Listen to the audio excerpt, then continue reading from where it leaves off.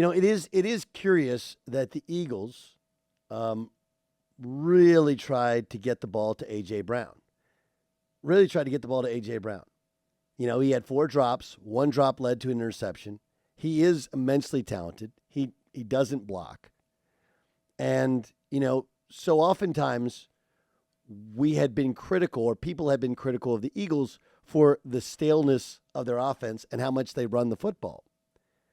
But this is one of those things that can happen when you throw the football, and that's not always the strength of your quarterback. They were dominating the game with Saquon Barkley. He had 122 yards rushing, 6.1 yards a carry. Granted, the 52-yard run ends up skewing it. Okay? But they're suddenly not running Jalen Hurts hardly at all. Like, they went from using him as a weapon to now not utilizing him.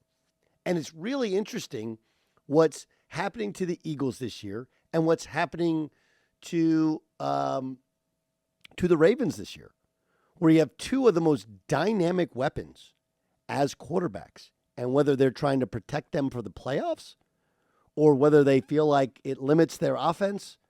Lamar Jackson doesn't run as often, obviously isn't moving the same, but it's like you're trying to make Lamar Jackson into Phillip Rivers. And I think the same of Jalen Hurts. Like, last year's style was good enough to win them a Super Bowl. Why are you trying to force him to be somebody and throw the ball 40 times when you're running the hell out of the ball against the Chargers, especially in overtime when you're already in field goal range? And by forcing it, you end up turning the ball over, especially when Jalen Hurts had a tough night.